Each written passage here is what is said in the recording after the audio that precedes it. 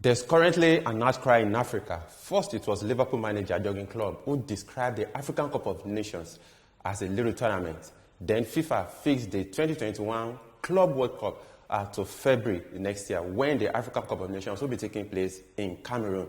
So there's been a lot of questions about if FIFA actually has any respect or regard at all for CAF and for the African Cup of Nations. And there's been questions is there a conspiracy against Africa? Or is AFCON even respected outside the continent? So there's been so much debate going on as far as that is concerned. Today, I have a very, very angry Kayode Ogundare in the studio. But before I introduce Kayode to you, on that note, I welcome you to this edition of Niger Superfans Forum. I am Oluwafemi Ashaolu. Kayode Ogundare, you're welcome. Thank you. It's always a pleasure. Okay, I know you are angry, but we need to cool down the pressure, like Lagbaja said.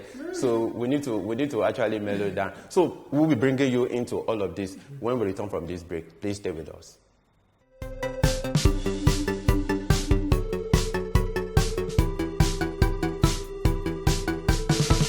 Welcome back. It's still Niger Superfans Forum. Kayode, like I said, cool your temper, like Lavaja said. But of course, let's get to the crux of the matter and why we are where we are. Initially, Japan was supposed to hold this tournament this month, December. Usually, the FIFA Club World Cup is held in December. But because of the outbreak of the new variant of the COVID-19, I'm talking about Omicron, Japan, they had to just chicken out on precautionary ground. Then FIFA decided to fix the FIFA Club World Cup. At the time, the entire world will be fixing their gaze on Cameroon when the African Cup of Nations will be ongoing. And a lot of people have said this is just a pointer that FIFA doesn't respect CAF and AFCON as well. Someone like Medo said this is totally disrespect because FIFA can't do this if the Copa America or the Euro is actually going on. What's your take? First and foremost, I wasn't angry with you anyway. I know you're angry. I was angry with CAF. See, there is nobody who has disrespected African football as CAF. Or as FIFA, you meant? No. As CAF itself? CAF, not FIFA. There has never been any disrespect that is greater than what CAF does to African football. Let me start. How do you mean? Yeah, let me start from the point of view of a journalist now. The worst place to get information about African football is the CAF website.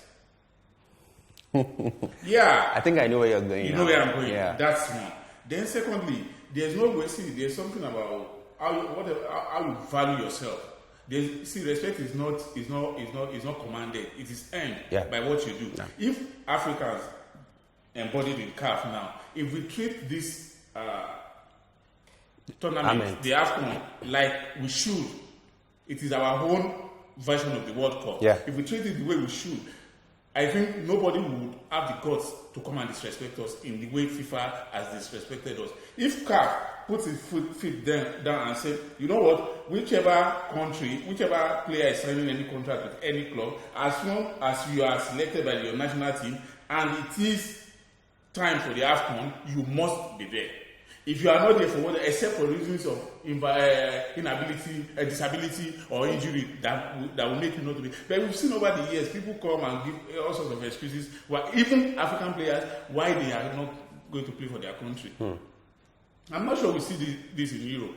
We don't see it even in South America. South America, that you go. Messi was injured and he still traveled. Yes, he traveled to play for Argentina. You go to the end of the world in order to get to South America. Their players still go because they know the value of what they have. We do not, because CAF has sold us cheap to the. They will not even mind to flout COVID-19 rules. So they've sold us to the outside world. So I will not blame club. I will not blame FIFA. I will blame African football administrators, especially the CAF. Leadership. For example, you look at we are just talking about this. Maybe we should give credit to at least the new CAF, or maybe we should give him benefit of the doubt. The new CAF president just came in and is just trying to put things in order. For instance, CAF is now looking at how they can use the VAR for the upcoming tournament. Maybe we can look at how we can say maybe Ayatu and maybe Ahmad have not been able to manage No, the public relation, the outside image of the Confederation. What do you think? I do not agree. This the South African guy has been in office for so long that by now these are the short-term things that he should be doing. You don't even get the import of what FIFA has done. There's no way a World Club competition is going on and people outside Africa will tune into the. But did FIFA even sit down with CAF to say this is what we are planning to do, since the initial plan can no longer work with Japan? Now the United Arab Emirates have to come in to rescue the situation. Let me answer you with this Yoruba proverb, although I'm finding it difficult to do a direct translation. Mm-hmm. Nobody can disrespect you if you respect yourself. If you call your calabash dustbin, people don't say it that way. People don't reference there. Yeah, because CAF has not owned this competition. CAF is trying to mimic FIFA in everything, like a silly kid brother looking at the big brother. Whatever that one does, whether it's good or not, CAF follows suit. Now FIFA is, sorry to digress, FIFA is proposing a 2-year World Cup cycle. And CAF went with it. Not knowing that if there's a 2-year World Cup, it will affect AFCON is dead. Practically dead and buried. But when we have people who do not critically think, you say yes to everything. They go out for the immediate gains. This is what we have, and this is where it has led us. I am so angry, like you said, because these things should be self-explanatory. You don't need to go to Cambridge or Harvard before you know how these things work out. There's no way you are going to have an AFCON every 2 years. You have a World Cup every 2 years, and you think everybody will be interested in you, or you think players will play AFCON. They will play AFCON this year. The following year, they will play the World Cup. You now do the alternatively every summer. You don't want the players to. No, give me a break. Okay, so what are you trying to say? Would you say, or would you go with some school of thought who have said this whole thing doesn't make sense anymore? So CAF should just craft AFCON. To be honest with you, I've heard that a couple of times from people who feel so strongly about this, that probably CAF should just forget about AFCON. Let everybody sit and watch the Euros and the CAF Champions League and the World Cup.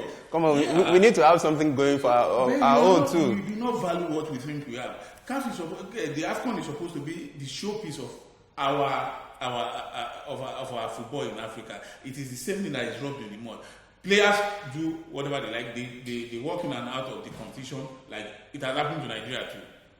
It has happened to Nigeria in the past, though we are not seeing much of that any longer. But like I said, it is within the purview of CAF to do something, put their foot down and say, you know what, Mr. FIFA President, this competition will not hold during the duration of this competition, because obviously our Egyptian representatives, they have players who are going to be at the You actually took that out of my mouth, because we are going to go on a very short break. We'll be talking about the countries that will be affected.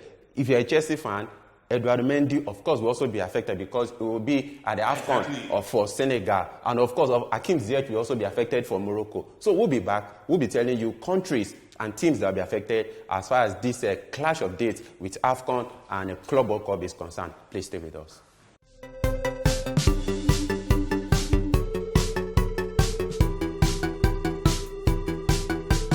Yeah, welcome back, and it's still Nigeria Superfans Forum.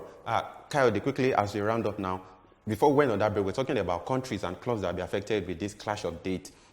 In total, 10 Al-Ahly players will be affected, 7 for Egypt and 3 for other African nations, pardon me. And of course, Edouard Mendy, the first choice goalkeeper in Chelsea, will be affected, because Chelsea are meant to represent Europe in the Club World Cup. But again, he has to represent Senegal at AFCON. And of course, Hakim Ziyech, you talked about that, it will be in AFCON for Morocco. How do all this add up for you?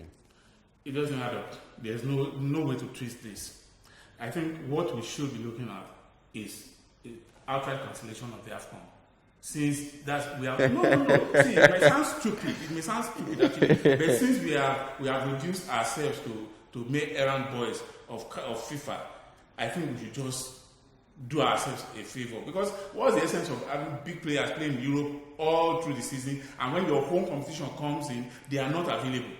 Already we are in a very difficult situation. The AFCON comes up in January, which is at the heart of the European season. Yeah. We've been managing that for quite a while, even though they have been free. Sorry, before you go, I was actually going to say that last time in 2019 we had AFCON in the summer, right? Yes. Now, should CAF begin to look at that in order to avoid this kind of future occurrence?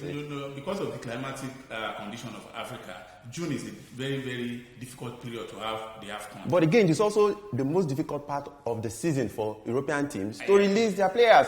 For example, Liverpool, you wouldn't blame Jurgen Klopp for tagging AFCON as a little tournament. Salah, Mane, and of course, they will be at AFCON. Yeah, exactly that's what I'm telling you now, that we can't continue to think every time we're going to have this in June in Africa. You know how rainfall is in June. Of course. So June may disrupt a lot of things. That's why we have stuck with the January-February calendar. And I think if we cannot get that, and we still have to subsume ourselves under FIFA's administrations, then I think we should just pack our bags, go home, let everybody watch TV on the World Cup on TV. That's what I think. Well, the question is it's not left to you to answer for our viewers. What do you think should be done as regards what we've discussed in the studio today? Well, I just had to take the position of an anchor, but I totally agree with Kyle because there's been instances. I remember 2004 when Tunisia hosted the AFCON. There were a lot of allegations of referees favoring the Tunisians, especially the North African teams. I remember in continental engagement, whenever I remember 2000 and 2004 when Enyimba won the CAF Champions League back-to-back, we knew what the experience was. How many times has CAF investigated some of these things? Well, time is not always our friend anytime we come on the show, but of course you can reach us back by letting us know what you feel about this on this very channel. Kayode, thank you once again for coming through on the show. Until we see you next time, I remain Oluwafemi Ashalu. Bye.